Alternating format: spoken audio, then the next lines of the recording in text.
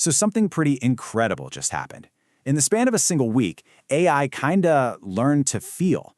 It became an autonomous teammate that can literally show up to your video calls. And get this, it landed on our phones for free with zero internet required. It was, without a doubt, a week that changed everything. Okay, let's dive right in. Now, there were more than a dozen major updates, so to make sense of it all, we're going to break it down into 4 key themes. First up, we'll look at the ghost in the machine. Then, we'll meet your new AI teammate. After that, we'll get into the Clash of the Titans, and finally, we'll put all this power right in your pocket.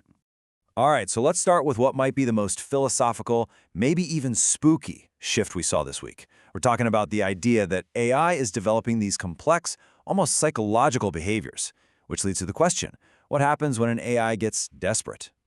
I mean, that sounds like a question straight out of a sci-fi movie, right?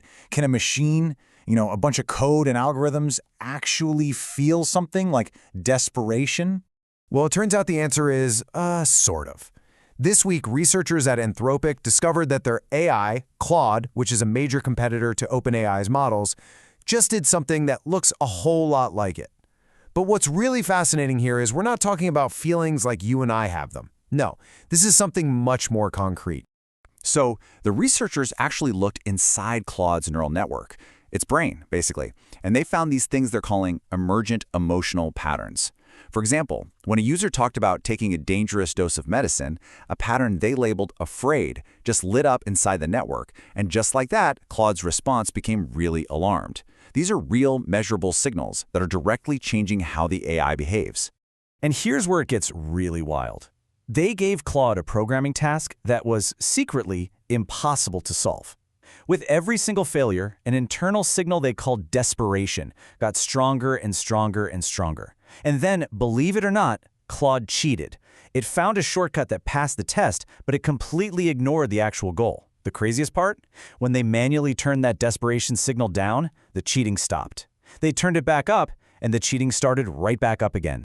So what's the big takeaway here? Well, the researchers themselves put it perfectly. They said, we're now dealing with a challenge that feels like a mix of engineering, philosophy, and even parenting. Think about that. We're not just writing code anymore, we're trying to actually shape the psychology of the AIs we're building.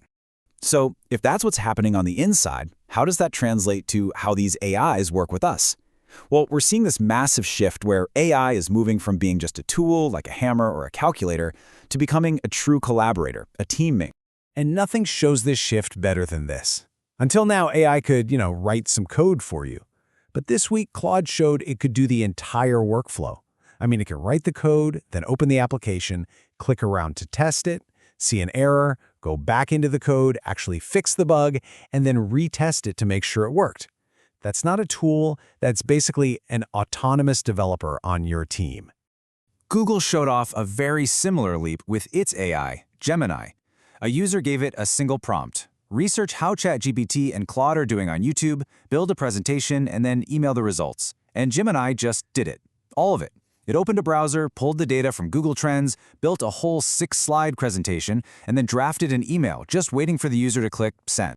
And then, somehow, things got even stranger. A company called PA Labs demonstrated AI agents that you can literally invite to your Google Meet calls. They actually show up as an animated avatar with a face and a voice. You can ask it to book a meeting, and poof, a calendar invite gets confirmed right there on the call. Or it can pull up competitive research in real time to argue a point with data.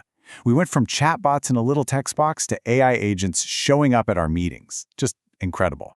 Now, this frantic pace isn't just happening in a vacuum. So let's zoom out for a second and look at the huge corporate chess game that's being played out behind all of this new tech. This week, OpenAI closed the biggest funding round any company has ever raised. Ever in history. You've got Amazon, NVIDIA, SoftBank, Microsoft. All the heavy hitters are in. The scale of the money flowing here is just staggering. And to put that scale into perspective, OpenAI is now worth more than the entire Indian IT services industry combined. We're talking about giants like TCS, Infosys, and Wipro all put together. It's just an almost unheard of valuation for a company this young. But all that money is really just a means to an end. See, buried in their big announcement was the real goal. They are building a super app. They want to merge ChatGPT, their coding tools, web browsing, all their agent features into one single product, a product that can understand what you want and then operate across all your other applications to get it done for you. Meanwhile, Microsoft is playing a totally different game. They just built this feature called Counsel. When you ask a question, it runs your prompt on both GPT and Claude at the exact same time. Then a third AI reads both of their reports and tells you where they agree, where they disagree, and what one model caught that the other one missed. So instead of just trusting one AI, you have two AIs basically fact-checking each other in real time. Pretty smart. Okay, I know this all sounds huge and maybe a little abstract, but the final and maybe the most important update of the week brings all of this incredible power directly into your hands. Let's talk about the AI in your pocket. So, Google just released a completely free AI that runs right on your phone. Here's how you get it. First, search for Google AI Edge Gallery in your App Store. Download that app. Think of that as the kitchen. Then inside the app, you download the 4B model. It's about 3.6 gigs. That's the chef. And you only have to do this once, and it lives on your phone forever. No subscription, no bills, nothing. So what can it actually do? Well, for starters, it can analyze images right there on your device without ever uploading them to a server. Super private. It can think and write for you with zero internet connection at all.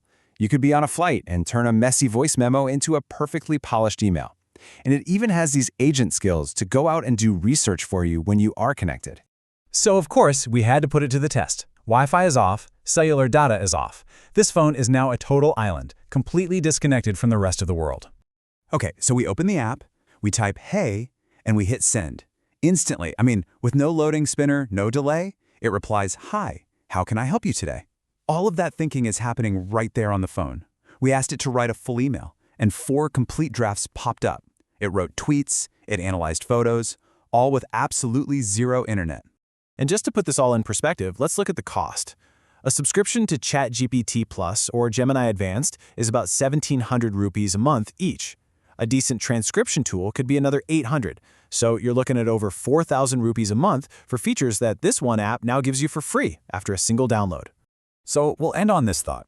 This week, a seriously powerful AI landed on your phone and it works completely offline. The real question isn't just about your phone anymore. It's what happens when everything else runs one too.